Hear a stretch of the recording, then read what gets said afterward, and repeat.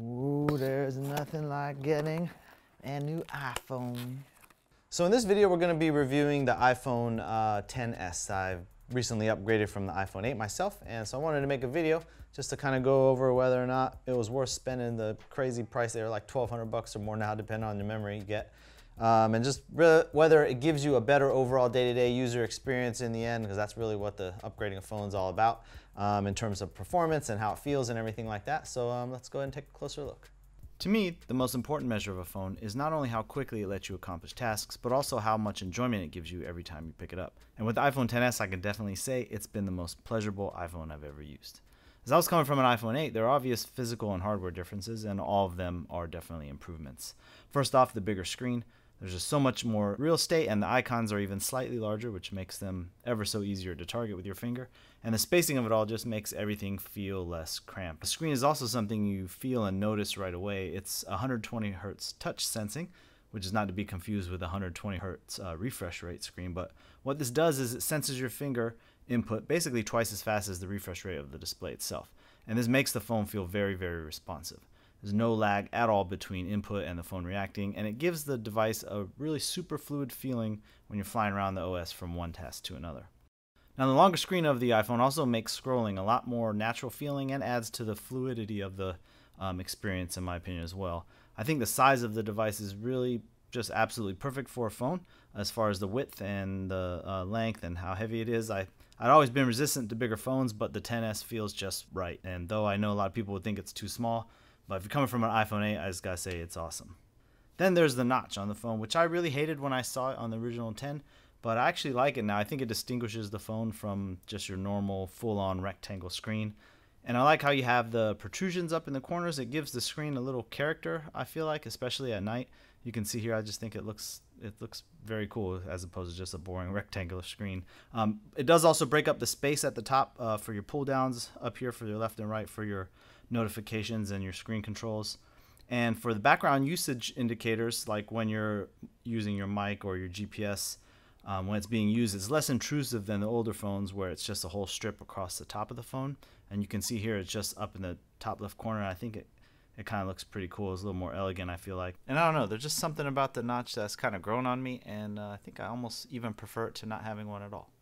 I also welcome the slightly longer power button, which is noticeably easier to reach and hit. Screenshots are a little bit easier too now that you can do them just with one hand. All you have to do is squeeze the volume up and the power button at the same time, and then it takes your screenshot.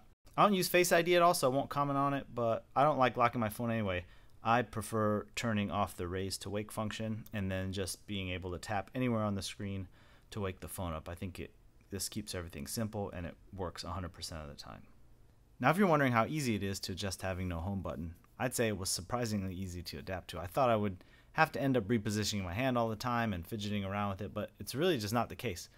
Yes, for the pull downs at the top menus, I will usually use my other hand, but as far as just flicking up from the bottom and scrolling left and right, flipping through the different cards, it's a motion that adds to how the phone feels to operate it. It's honestly just funner once you get used to using your thumb to flick around screens, just paired with the animations of the OS itself versus the feeling of depressing and clicking the home button. I was really surprised how quickly I adapted, and now I think it just makes more sense on the phone than having a home button.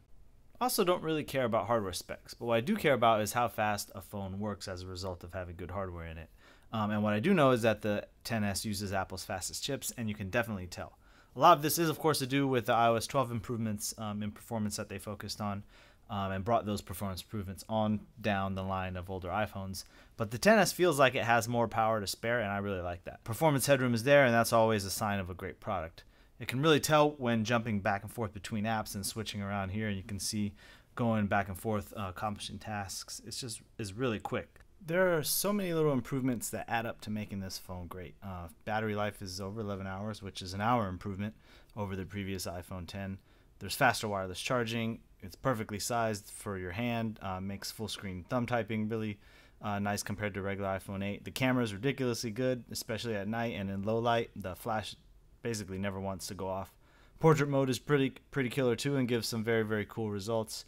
As a 4K video camera, it's waterproof. It's just pretty amazing. I've never wanted or had the urge to use my phone as much as I do with this iPhone XS. The way everything about it seems to come together, the way they redesign the whole form and user input, the pure speed and smoothness of the OS and the UI have made me love using my phone again the way I did when I first had an iPhone back in 2007. In my opinion, the iPhone is the best consumer product ever made, and I think the XS is the best version of it.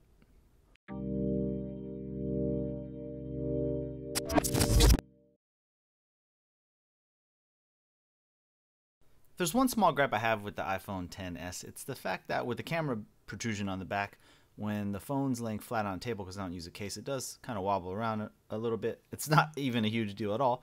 But what I do is I personally take a piece of double-sided tape and stick the driver's license to the back of my phone. I've been doing this for a while, but this does end up helping with the wobble factor on the XS, and it also makes for a simple wallet. Now I don't have to bring anything anywhere but maybe some cash or a debit card, and I always have my ID on me, which is pretty good. And you can see here, it does help out a little bit with the wobble on the flat surfaces.